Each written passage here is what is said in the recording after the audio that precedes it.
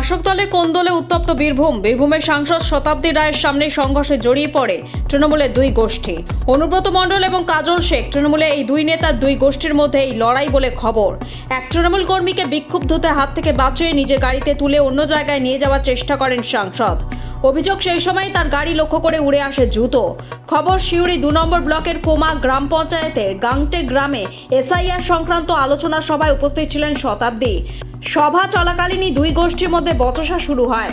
তৃণমূলের অঞ্চল সভাপতি বলরাম বাগদিকে ঘিরে বিক্ষোভ দেখায় দলে অন্য এক গোষ্ঠী বলে অভিযোগ। এই পরিস্থিতির মধ্যেই বলরামকে নিজের গাড়িতে তুলে অন্যত্র নিয়ে যাওয়ার চেষ্টা করেন সাংসদ। সেই সময় তার গাড়ি আটকিয়ে জুতো দিয়ে মারার অভিযোগ ওঠে। এলাকায় চাঞ্চল্য। এ বিষয়ে সংবাদ মাধ্যমের সামনে মুখ খোলেন সাংসদ শতাব্দী। প্রশ্ন তো থাকবেই, আছেই।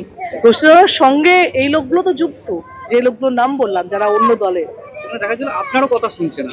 না, আমার কথা আমি কোনো কথা শোনার চেষ্টাই করি না। আমি কোথায় না, আমি কোথায় চেষ্টা করি? আমি কথা শোনানোর কারণে আমি জানার চেষ্টা করছিলাম কি হচ্ছে। অঞ্চল সভাপতির বিরুদ্ধে একাধিক অভিযোগ করছে, সেই অভিযোগগুলো প্রমাণ হোক, তাই না? অভিযোগে তো হয় না, অভিযোগ তো প্রমাণ করতে হবে। নির্বাচনে ফলাফলের মধ্য দিয়ে আগামী দিন আবারও 2026 সালে প্রমাণ করে দেবো পূর্বাঞ্চলের মানুষ আমাদের সাথে আছে। একসঙ্গে কি কাজ করবেন? অবশ্যই একসঙ্গে কাজ করবো। অবশ্যই ব্লক সভাপতিকে মান্যতা দিয়ে কাজ করব। সিস্টেমে আমাদের নেতা যুবরাজ অভিষেক ব্যানার্জি এবং আমাদের জননেত্রী মমতা ব্যানার্জি দাদাকে আবারও ব্লক সভাপতি পদে রেখেছেন। তাকে মান্যতা দিয়ে কাজ করাটা আমার কর্তব্যের মধ্যে পড়ে এবং সেটাই করবো। একদিন তো মান্যতা দিচ্ছিলেন না। একটা বড় পরিবারে অনেক কিছু হতে পারে, সমস্যা দাদা ভাই বাবা কাকাদের মধ্য থেকে হতেই পারে। তো সে জায়গা থেকে সেটা মিটে গেছে। উনি আর কি। ব্যুরো রিপোর্ট, লটারি সংবাদ।